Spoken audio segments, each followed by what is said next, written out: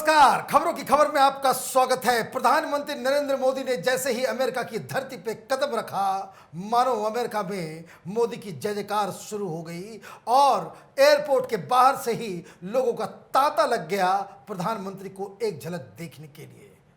पिछली बार की तरह ही लोग कोरोना प्रोटोकॉल को दरकिनार कर अपने लीडर को देखने के लिए, उनसे मिलने के लिए, उनसे हाथ मिलाने के लिए हर जगह वो उनके स्वागत के लिए सड़कों पे खड़े हो गए। और तो और प्रधानमंत्री मोदी ने उन्हें निराश भी नहीं किया। उन्होंने अपने कारकेट को रोक कर हिंदुस्तानियों से वो जाकर के मिले। अब ये सारी बातें तो विजुअल्स के लिए अच्छा है, लेकिन अंदर खाने प्रधानमंत्री मोदी जिस कॉन्फिडेंस के साथ अमेरिका पहुंचे हैं, उसकी वानगी, उसकी कहानी, उसकी इनसाइड स्टोरी अगर आप सुनेंगे तो आज आपका सिर फक्र से ऊंचा उठ जाएगा। आज हिंदुस्तान के लिए बहुत ही गर्व का दिन है कि चीन भी प्रधानमंत्री मोदी की डिप्लोमेसी के सामने थर थर कांपने लग गया है। आज बयान चीन की तरफ से आया है, वो गुहार लगा रहा है। 1998 के किसी प्रस्ताव को लेकर के वो गुहार लगा रहा है कि हिंदुस्तान को ऐसा नहीं करना चाहिए। कई सारे एक्सपर्ट्स ये सोच रहे थे, कल तक ये बोल रहे थे कि अमेरिका तो जा रहे हैं मोदी, लेकिन बाइडेन सरकार के साथ वो क्या डील करेंगे, क्या हो सकता है, क्या वो बायलैटरल टाइज जो ट्रंप के दौरान थी, क्या वही उस तरह का फिर से वो वापस वो गर्माहट रिश्तों में आ सकती है। प्रधानमंत्री मोदी ने एक एक चीज का इलाज कर रखा था। ये चीन जिस हिसाब से वहां के बाइडेन सरकार के ऊपर हावी है, क्योंकि कई सारे लोग, दुनिया भर के एक्सपर्ट्स बता रहे हैं कि बाइडेन ने अपने भाषण के दौरान कई सारी बातें तो की, लेकिन चीन के खिलाफ एक शब्द नहीं कहा। इशारों इशारों में बात करते रहे, लेकिन उनकी जुबान पे चीन शब्द आया तक नहीं।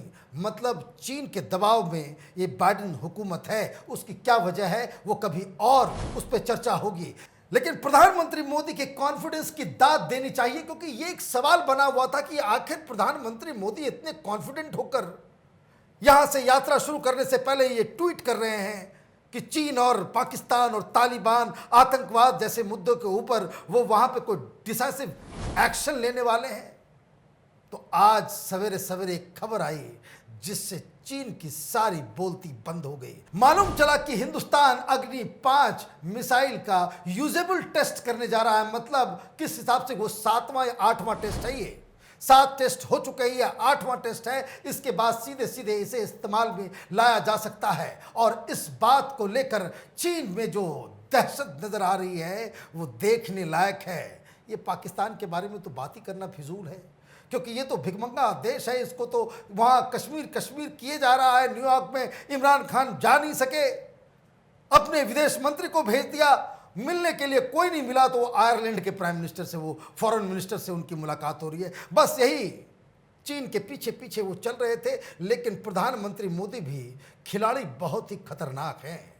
उन्होंने पाकिस्तान के ऊपर अभी तक एक बयान तक नहीं दिया। सीधे अगर हमला किया है तो चीन के ऊपर, एक तो क्वाड की मीटिंग हो रही है, क्वाड में सिर्फ और चीन के खिलाफ वहां पे एजेंडा तय किया जाएगा और उसमें किस हिसाब से प्रधानमंत्री मोदी चीन के दुश्मन नंबर 1 और उनसे सीधे सीधे लड़ने के मूड में अपने आप को प्रस्तुत करना चाहते हैं, उसी का ट्रेलर इस खबर से मिलता है कि जब हिंदुस्तान ने आज सवेरे सवेरे ये घोषणा की कि हम अग्नि 5 मिसाइल को बाकायदा टेस्ट करने वाले हैं। क्या है ये मिसाइल, क्यों परेशान है ये चीन? वो इसलिए कि इस मिसाइल के जद में पूरा चीन आ सकता है। चीन का ऐसा कोई भी टेरिटरी नहीं है जहां हिंदुस्तान अब घुस के वहां पे मार नहीं सकता। लेकिन ये कोई छोटा मोटा मिसाइल नहीं है।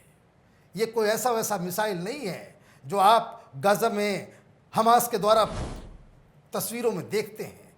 ये दुनिया का सबसे खतरनाक मिसाइलों में से एक है। इसकी स्पीड है 30,000 किलोमीटर प्रति घंटा। मतलब ये कि ये मैक 4 साउंड के आवाज़ से 4 गुना ज़्यादा स्पीड से ये मिसाइल जो है वो वॉर करता है। एग्जैक्ट इसकी जो स्पीड है वो 29,401 किलोमीटर प्रति घंटा। और चीन वाले क्या कह रहे हैं? चीन वाले ये कह रहे हैं कि हिंदुस्तान झूठ बोल रहा है, हिंदुस्तान जो है ब्लफ कर रहा है पूरी दुनिया को। ये जो अग्नि 5 मिसाइल है ये 5,000 इसका रेंज नहीं है, हमारे पास खुफिया जानकारी है इसकी रेंज 8,000 किलोमीटर तक है। मतलब ये कि ये मिसाइल पूरी दुनिया के लिए खतरा है। हिंदुस्तान से बैठे बैठे इस मिसाइल से पूरे यूरोप, आधा अफ्रीका और पूरा एशिया, पूरे रूस, पूरा चाइना, ये साउथ ईस्ट एशिया, सारे कंट्रीज, ये पूरा का पूरा ये एक इंटरकॉन्टिनेंटल बैलिस्टिक मिसाइल है। और ये उस तरह के एलीट क्लब में आज हिंदुस्तान घुसा है जिसमें फ्रांस है, चीन है, यूएस है, रशिया है, ब्रिटेन है। सब मुल्कों के पास इस तरह की चीज नहीं है। लेकिन ये तो मैंने सिर्फ कुछ चीजें बताई इस अग्नि 5 मिसाइल के बारे में। ये अग्नि 5 मिसाइल से चीन की परेशानी इसलिए बढ़ गई है क्योंकि ये सिर्फ इतनी स्पीड से जाकर के स्ट्राइक ही नहीं करता, ये वहां जाकर के कई सारे टारगेट्स को 100 किलोमीटर के रेंज में कई सारे टारगेट्स को एक साथ हमला कर सकता है। और तो और ये न्यूक्लियर वॉर हेड को अपने साथ लेकर के जा सकता है। मतलब आप समझिए कि न्यूक्लियर बॉम्ब इस मिसाइल में फिट हो सकता है और ये मिसाइल जाएगा एक, और जब वहां अपने टारगेट पे पहुंचेगा तो वहां पे वो कई सारे टारगेट्स को एक साथ डिस्ट्रॉय कर सकता है। और स्पीड 30,000 किलोमीटर प्रति घंटा। इसे पकड़ा नहीं जा सकता, इसे डिस्ट्रॉय नहीं किया जा सकता। इस तरह की टेक्नोलॉजी चीन के पास नहीं है और इसलिए चीन जो है परेशान है। और तो और दिक्कत एक और है इसमें, जो लोग इस तरह की चीज़ों को जानते हैं वो इस बात के लिए भी हैरान हैं कि ये मिसाइल को जो इस्तेमाल जहाँ से इसको लॉन्च किया जा सकता है वो किसी ट्रक पे बाकायदा इसको कैरी किया जा सकता है। मतलब ये कि आपने कहीं से मिसाइल दागा और फौरन आप वहाँ से हट गए। और सबसे बड़ी बात कि रेंज तो इसकी है 5 से 8,000 किलोमीटर। चीन की ही बात को मान ली जाए कि 8,000 किलोमीटर तक है, लेकिन ये कितना जो टारगेट करने की इसकी जो कैपेसिटी है उसमें कितना डिविएशन हो सकता है, तो 10 मीटर से 80 मीटर। मतलब टारगेट करने का जो अचीव करने की जो क्षमता है वो भी बेमिसाल है।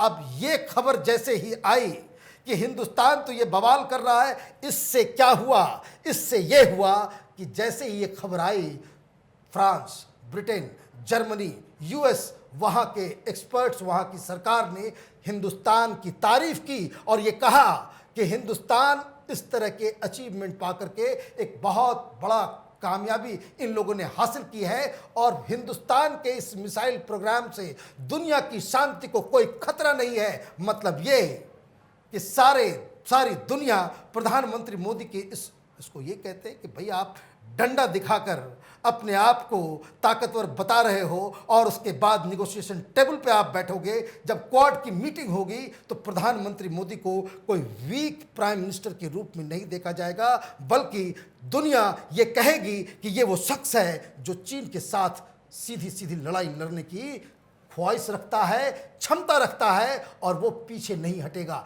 ये डिप्लोमेसी का रूप जो हिंदुस्तान इस वक्त दिखा रहा है, ऐसा हिंदुस्तान ने कभी नहीं किया। और तो ये तो मिसाइल की बात हुई। आज मीटिंग सबसे पहली किसके साथ हुई? वहां जो प्रीडेटर ड्रोन बनाने वाली जो कंपनी है उसके सीईओ के साथ बातचीत हुई है। ये प्रीडेटर ड्रोन होता क्या है? अब तक तो जानते भाई ये ड्रोन जो है वो जाते हैं, मैप देखते हैं, सर्विलांस करता है।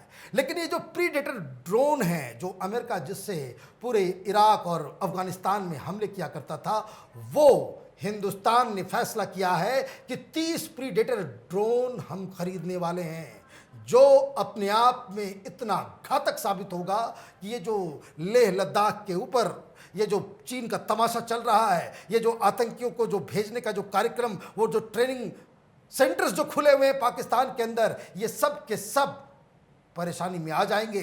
30 प्रीडेटर ड्रोन हिंदुस्तान खरीदने जा रहा है और ये 30 में से बताया ये जा रहा है, जो जानकारी मिल रही है कि 10 आर्मी के पास, 10 नेवी के पास और 10 एयरफोर्स के पास दिया जाएगा।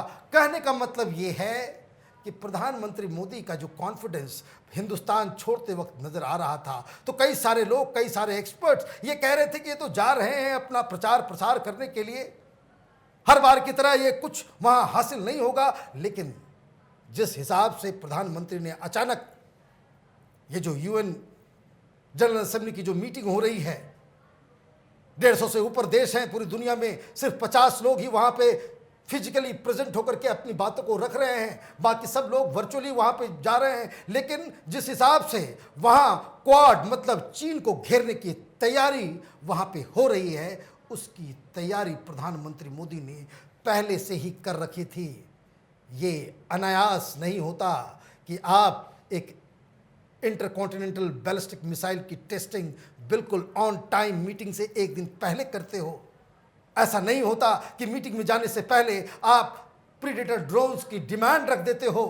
और ये सारी चीजें इसलिए हो रही है कि हिंदुस्तान ने ये तय कर लिया है कि चीन की नकेल कसना पूरी दुनिया की शांति के लिए सबसे अहम है। आतंकवाद को रोकना विश्व शांति के लिए सबसे अहम कदम है, जिसे अभी अगर नहीं लिया गया तो पूरी दुनिया एक अलग हिंसा और उपद्रवी ताकतों के चक्कर में फंस जाएगी। हमारी नज़र मोदी के अमेरिका दौरे के ऊपर बनी हुई है। पल पल की खबर कैपिटल टीवी पे आप देख सकते हैं। हमारे वीडियोस को लाइक कीजिए, शेयर कीजिए और हमारे चैनल को सब्सक्राइब कीजिए। धन्यवाद।